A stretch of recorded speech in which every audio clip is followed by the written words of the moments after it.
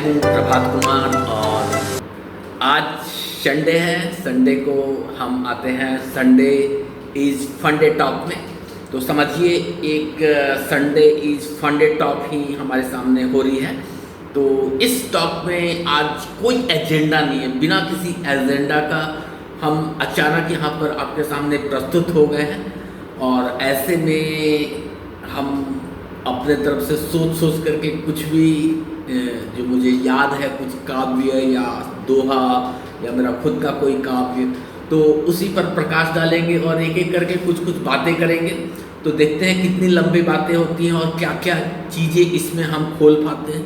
तो ऐसे में मेरा एक फेवरेट दोहा जो है सो रहीम का है, तो उससे शुरुआत करता हूँ।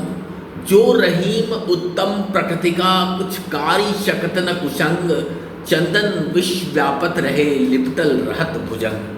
तो ये मेरे को बहुत अच्छा लगा था जब मैंने बचपन में ये दोहा पढ़ा था। तो और इसके बाद मुझे प्रेरणा मिली कि मैं किसी से भी दोस्ती कर लेता था, चाहे वो नीतिज्ञ था, राजनीतिज्ञ था या फिर कोई कूटनीतिज्ञ था। हर तरह के लोगों से मैं दोस्ती कर लेता था।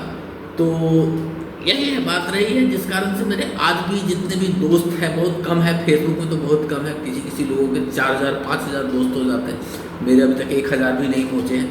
1000 तो छोड़ो, अगर केवल दोस्त देखे जाए, फॉलोअर्स को हटा दिए जाए तो 600 ही दोस्त हैं। तो मेरे बहुत सारे दोस्त हैं जो कि जिनसे मेरे को बहुत कुछ सीखने को मिला है, तो मैं धन्यवाद कहता हूँ। तो इसी के साथ मैं यही बोलता हूँ कि दोस्ती अच्छी चीज़ है, दोस्ती करनी चाहिए और दोस्ती ऐसी करो ताकि उससे कुछ सीख सको, दोस्तों के प्रभाव में रह करके कुछ सीख सको, कुछ नया करो, कुछ डिफरेंट करो, कुछ अच्छा करो, जिससे 2-4 लोगों को फ़ायदा भी हो। और 2-4 लोगों को क्यों, अगर तुम बड़ी सोच रखते हो तो ऐसा काम करो जिससे हज़ारों लोगों को फ़ायदा हो। तो ठीक है, तो दोस्ती करनी चाहिए। और इसके अलावा विद्या भी मेरा बहुत फोकस वाला बात हो जाता है। तो विद्या पे जब मैं बात करता हूँ कि विद्या का क्या तात्पर्य है, तो मैं खुद कहता हूँ, मैं खुद लोगों से अक्सर कहता हूँ कि विद्या जो है तो बहुत इम्पॉर्टेंट होती है। और जहाँ पर पैसा कमाने की बात होती है ना, तो पैसा कमाने में विद्या का एक बहुत बड़ा रोल होता है। अगर आप विद्या का रोल को हटा दें पैसा कमाने से, तो फिर लक्ष्मी का कोई वैल्यू ही नहीं है। फिर लक्ष्मी देवी है और वो देवी का वैल्यू अगर नहीं है, अगर सरस्वती जो विद्या है, जो कि सरस्वती जी का देन है, अगर सरस्वती जी बीच में ना आए तो फिर लक्ष्मी जी का वैल्यू नहीं है। सरस्वती जी का वैल्यू है, क्योंकि हम कहते हैं कि लक्ष्मी के ही प्रभाव से हम सरस्वती माता के ही प्रभाव से हम लक्ष्मी माता का उपार्जन करते हैं। तो इसलिए ये मेरा खुद का मानना है कि बिना विद्या का अगर हम धन कमा रहे हैं तो कहीं ना कहीं उसमें एक दाग है। और इसीलिए बहुत सारा जो काला धन कहा जाता है, काला धन जिसको लोग बोलते हैं कि स्विस बैंक में जमा है और इसके बाद फिर और भी इंडियन बैंक में भी कहीं कहीं पर जमा रहता है, तो फिर वो जो काला धन होता है उसको लक्ष्मी नहीं कहते हैं। तो लक्ष्मी जो एक्चुअल लक्ष्मी है वो हमारे जो हम श्रम करते हैं, जो हमारी स्किल्स होते हैं, उससे जो हम स्किल्स को लेकर श्रम करते हैं, उसके बाद जो हम धन उगाते हैं उसको ही हम लोग एक्चुअल में लक्ष्मी कहते हैं। तो सभी धन लक्ष्मी नहीं होती है। इसलिए सिर्फ ये कह करके कि हमको चोरी करके 50 लाख उठा कर ले आए कहीं से और किसी बैंक में से डाका डाल करके ले आए, तो वो धन लक्ष्मी नहीं कही जाएगी। तो दैट्स द थिंग। तो विद्या ददाति विनयम विनयाद याति पात्रताम, पात्रत्वाद धर्माप्तनोति धनात् धर्मम ततः सुखम। तो ये एक श्लोक है जो हमें एक स्ट्रीमलाइन होकर के एक संदेश देता है कि विद्या ददाति विनयम, विद्या से हमें विनम्रता प्राप्त होती है। मतलब विद्या से हमें बहुत ज़्यादा नॉलेज होती है, बहुत दिमाग तेज हो जाता है, वो सब तो है, लेकिन वो सब तेज होता है तो उसका अल्टीमेट इफेक्ट ये आता है कि हम बहुत विनम्र हो जाते हैं, शांत स्वभाव के हो जाते हैं, थोड़ा झुक जाते हैं, नरम हो जाते हैं। तो हम इस तरह से अधजल गगरी छल कर जाए वो वाला काम नहीं करते हैं। ठीक है, तो विद्या ददाति विनयम विनयाद याति पात्रताम, और पात्रत्वाद धर्माप्तनोति, और धनात् धर्मम ततः सुखम। तो अब इस सब का मतलब समझाना पड़ेगा कि आप लोग समझ जाएंगे। हमको तो लगता है कि आप लोग इतना जानते हैं हिंदी और संस्कृत, तो आप लोग समझ जाएंगे। तो यही बता देता हूँ कि विद्यादाति विनयम विनयादयाति पात्रता, उससे हमारा पात्र बनता है, हमारा स्किल्स तैयार होता है। जब हम विनम्र होकर के कोई काम करते हैं तो हमारा स्किल्स तैयार होता है। पात्रता पात्रत्वाद धर्माप्त होती, और जब हम स्किल बना लेते हैं और उसको लेकर के कहीं रियल टाइम प्रोजेक्ट पे काम करते हैं, तब धन आती है हमारे पास, राइट। तो पात्रताम धर्माप्त होती, धनात् धर्मम ततः सुखम। तो धन से धर्म होता है, और वो धर्म क्या होता है कि हम कहीं पे जाते हैं, देखते हैं कि कोई गरीब बच्चा है, उसकी पढ़ाई के लिए कुछ खर्चा कर दिए, किसी के खाने में दिक्कत आ रहा है, बच्चों का गरीब बच्चों का परिवार है, उन लोगों के लिए फंड जमा हो रहा है, उसमें थोड़ा दान कर दिए, तो वो धनात् धर्मम ततः सुखम, और उसके बाद ही सुखी जीवन का खोज होता है, और हम एक संतुष्ट भरे वातावरण में जी सकते हैं कि चलो हमने कुछ कमाया और हमने दान किया, तो हम अल्टीमेटली एक खुद भी खुश हैं और कुछ और लोगों को भी खुश बनाने में प्रयासरत हैं। तो ये होता है हमारा विद्या का सोल पर्पस। और विद्या से रिलेटेड ही एक और हमारा बहुत ही सुंदर सा वाक्य है। वो है क्या कि उसमें हम बोलते हैं कि न चौरहार्यम न च राजहार्यम न भातृभाज्यम न च भारकारी वैये कृते वर्धते व नित्यम विद्याधनम सर्वधनम प्रधानम। तो इसका भी मतलब समझा दें कि आप समझ गए होंगे। बहुत सारे लोग तो समझ गए होंगे, लेकिन जो नहीं समझे, जिनका इंग्लिश स्ट्रांग और हिंदी थोड़ा वीक है, जिनको संस्कृत एकदम समझ में नहीं आता, उनके लिए मैं समझाता हूँ।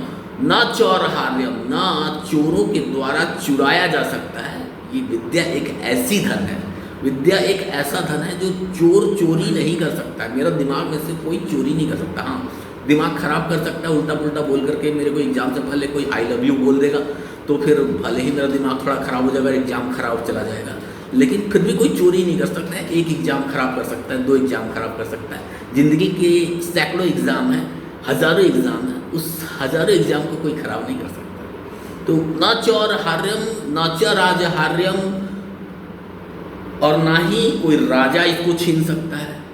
अब राजा ही किसी बहुत बड़ा पंडित जिसके पास बहुत सारा नॉलेज है, उससे उसका ज्ञान चुरा नहीं सकता है। राजा उसको ज़्यादा से ज़्यादा सज़ा दे सकता है कि भाई तुम उस कारावास में डाल देंगे। कारावास में भी उसका ज्ञान, अगर उसको मौका मिल जाएगा, उसको पढ़ने के लिए कुछ मिल जाएगा, तो वहाँ पर भी वो पढ़ करके अपना ज्ञान का इजाफा कर लेगा। केजरीवाल सर जी के बारे में हमने देखा ही था कि वो रामायण महाभारत सब कुछ पढ़ रहे थे कारावास में, तो उन्होंने भी अपना ज्ञान अर्जन किया, ज्ञान बढ़ाया। तो न चौरहार्यम न च राजहार्यम न भातृभाज्यम, न भाइयों में बंटवारा किया जा सकता है। अब धन है हमारा, धन तो वही है ना जिसको रुपया पैसा वाला धन है, इसको तो हम बंटवारा कर लेंगे। बोलेंगे कि 4 भाई हैं, चारों भाई बराबर बराबर बांट लो, और इसके बाद जो भाई के पास दिमाग है, जिसके पास धन है, जिसके पास विद्या धन है, जिसके पास ज्ञान है, वो तो अगर 1 लाख भी लिया, वो 1 लाख से 10 लाख बना लेगा। लेकिन जिसके पास ज्ञान नहीं है, जिसके पास कुछ नहीं है, वो 1 लाख उसको मिला बंटवारा में, तो वो भी 1 लाख अंत में तराशाई होकर के 0 होकर के ख़त्म हो जाएगा। तो बात यही है कि न चौरहार्यम न च राजहार्यम न भातृभाज्यम न च भारकारी। और ये तरीकों भारी नहीं है। एक डॉक्टर जिसके नाम के आगे डॉक्टर लग जाता है, मेरे नाम के भी आगे डॉक्टर लगा हुआ है। एक डॉक्टर मेरा छूट गया है, उसको भी मैं कभी किसी समय पे पुल करके वो भी खींच लेंगे। तो वो मेरा जो एक स्विट्ज़रलैंड के एक यूनिवर्सिटी में मैं पढ़ रहा था, तो वहाँ पर मेरा 3 साल का टर्म कंप्लीट हो गया, लेकिन मेरा अभी तक थीसिस कंप्लीट नहीं हुआ है। तो मैंने उनको रिक्वेस्ट किया हुआ है कि अगर मौका मिलता है फ्यूचर में तो मैं आकर के इसको कंप्लीट करूँगा। देखते हैं वो मेरा ये रिक्वेस्ट लेते हैं कि नहीं फ्यूचर में, तो देखते हैं। लेकिन फ़िलहाल मेरे को एक ऑनररी डॉक्टरेट मिला हुआ है, तो उसके आधार पे मैं अपना नाम के आगे डॉक्टर लगा लेता हूँ। और यहाँ तक कि मैं ही नहीं लगाता हूँ, और पूरे मीडिया वाले, गवर्नमेंट वाले, जितने भी है सभी लोग हमको जो भी अप्रोच करते हैं, सभी डॉक्टर प्रभाती करके बुलाते हैं। तो thank you for acknowledging me with the title doctor. और इसके बाद फिर मैं ये कह रहा हूँ कि ये जो विद्या धन होता है, इसको आप जितना भी लेके चलते हैं, ये भारी तो होता नहीं है, ये तो दिमाग में होता है। अब दिमाग में हर चीज़ को, आपको क्या लगता है कि पूरा हम 10 किताब रट लिए हैं तो मेरा दिमाग बहुत भारी हो गया है? नहीं, ऐसा कुछ नहीं है। 10 किताब के आप 100 किताब रट लो। विवेकानंद तो लाइब्रेरी रट लेते थे, उनको कुछ भारी नहीं लगता था, सब कुछ याद रहता था। मेरा दिमाग और विवेकानंद का दिमाग में जमीन आसमान का अंतर है। विवेकानंद को सब कुछ याद हो जाता था, हमको कुछ भी याद नहीं होता। लेकिन हाँ, मेरा दिमाग और एल्बर्ट आइंस्टाइन का दिमाग थोड़ा सिमिलर है। जैसे एल्बर्ट आइंस्टाइन को उसका अपना फ़ोन नंबर याद नहीं था, मेरा भी आज तक अपना, अभी मैं 3 फ़ोन नंबर यूज़ करता हूँ। 2 फ़ोन नंबर मेरा याद है, एक फ़ोन नंबर जो कि बाकी सब लोग सबसे ज़्यादा उसी पे फ़ोन करते हैं, लेकिन वो फ़ोन नंबर मुझे अभी खुद याद नहीं है। तो ऐसा है। तो इसी को लेकर के मैं बोल रहा था कि न चौरहार्यम न च राजहार्यम न भाद्रभाद्यम न च भारकारी वये कृते वर्धत एव नित्यम। जितना खर्च करो इस विद्याधन को, आप इस विद्याधन को जितना खर्च करते जाएंगे उतना ही बढ़ता चला जाएगा। सोचिए, ये हमारा लक्ष्मी जी वाला जो धन था, उसमें तो भाई अगर ऐसी फ्री में बांटते चले गए तो सब कुछ लुट जाएगा। लेकिन वो भी लुटता नहीं है, उसका भी एक अलग फिलॉसफी होता है, उसको सही ढंग से खर्चा करना पड़ता है। जैसे अंबानी सर ने क्या किया था, रिलायंस का जो सिम बांटना शुरू किया, करोड़ों रुपया ऐसे ही फ्री में लुटा दिए, करोड़ों का प्लान फ्री में दे दिए, लोग महीनों तक ऐसे ही फ्री में बात कर रहे हैं। तो करोड़ों रुपया उन्होंने फ्री में पूरे इंडिया में बांट दिया। तो वो भी एक तरह से फ्री में बांटा था, लेकिन वो बर्बाद नहीं हुए, उनका वो 10 टाइम्स बढ़ करके आया उनके पास रिटर्न। तो पैसा, अगर रियल पैसा भी अगर आप जो बांट रहे हैं ना, जो लक्ष्मी जी जिनको बोलते हैं, तो उनको भी आप अगर सलीके से बांटेंगे ना सभी जगह, तो वो 10 फोल्ड होकर के आपके पास वापस आएगा। और ऐसे किसी जगह पर जा करके कहीं पे फेंक दिए, कहीं पे इधर कर दिए, किसी को उल्टा पुल्टा दे दिए और गलत इंसान को दे दिए, चोर को लुटा दिए, तो आपका रियली वेस्ट हो गया, वो 100% वेस्टेज हो गया।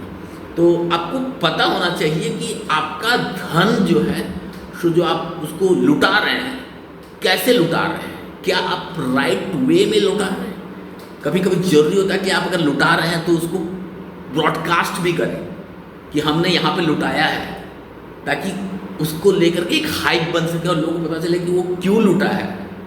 तो हर चीज़ में एक वाई फैक्टर जो है सो लोगों को पता होना चाहिए। क्योंकि अगर आप 50 लोगों को या 500 लोगों को या 5000 लोगों को या फिर करोड़ों लोगों को भी लुटा रहे हैं, तो उसका एक वाई फैक्टर बन के आना चाहिए कि आपने जो लुटाया है क्यों लुटाया और उससे आपको कैसे रिटर्न में 10 टाइम्स होकर के आएगा। तो वो तो धन की बात थी, लेकिन हम यहाँ पर विद्या की बात कर रहे हैं। विद्या में ऐसा कुछ नहीं है। विद्या में आप आंख बंद करके बिना पैसा का भी विद्या लुटा देंगे ना, तो आपको 10 टाइम्स होकर के वापस आएगा। आपको कोई ज़रूरी नहीं है कि किसी से ट्यूशन फीस ले और तभी उसको ज्ञान दें। आपको ट्यूशन फीस लेने की ज़रूरत ही नहीं है। There is no need to take tuition fees. You can simply come and speak all good thing and what they need. Let the people ask questions to you, solve their problems by giving your advice. And once you will do all these things, what will happen? Your name will go to the next level of people. They will come forward to you and they will ask more things. तो हम कहाँ पर थे? न चौरहार्यम न च राजहार्यम न भाद्रवाद्यम न च भारकारी वैकृते वर्धते नित्यम विद्याधनम सर्वधनम प्रधानम। अल्टीमेटली बोल ही दिया कि विद्याधन जो है तो सर्वधन में प्रधान है। तो विद्या के आगे कोई और धन नहीं है। ओके, तो ये सब तो हो गई बात कुछ कुछ श्लोक्स और कुछ कुछ कविताओं का। और हमारे एक कबीर सर जो हैं, कबीर सर मतलब उनको भी सर ही बोलते हैं क्योंकि वो हमारे बहुत पहले आ चुके हैं इस पृथ्वी पर और बहुत बड़ा बड़ा ज्ञान दे करके गए हैं। आज भी दोहावली में उनका नाम नंबर 1 पे होता है। उनकी दोहाएं सबसे पहले सुनी जाती हैं। तो मेरे बहुत सारे दोस्त हैं, बहुत सारे दुश्मन हैं, लेकिन दुश्मन कोई नहीं है। सब दुश्मन भी दोस्त हैं और दोस्त भी दुश्मन हैं। तो मेरा पूरा मिला जुला परिवार है। जो दावा करते हैं कि मेरे दोस्त हैं, वो भी समय आने पर प्रूव कर देते हैं कि वो मेरे कॉम्पिटिटर हैं, और जो मेरे दुश्मन हैं वो भी समय आने पर प्रूव कर देते हैं कि वो एक छोटा मोटा कुछ हेल्प दे करके चले जाते हैं। तो मेरे सारे दोस्त भी दुश्मन हैं और मेरे सारे दुश्मन भी दोस्त हैं, और उसी पर मुझे कबीर जी की ये दोहा बहुत ही दिल को छू जाता है। कबीरा खड़ा बाजार में मांगे सबकी खैर, ना काहू से दोस्ती और ना काहू से बैर। तो जस्ट इसी के साथ में आज का यह Sunday is fun day close करता हूँ, और फिर से मिलता हूँ अगले सप्ताह या फिर किसी अन्य स्पेशल डे को। Thank you, bye.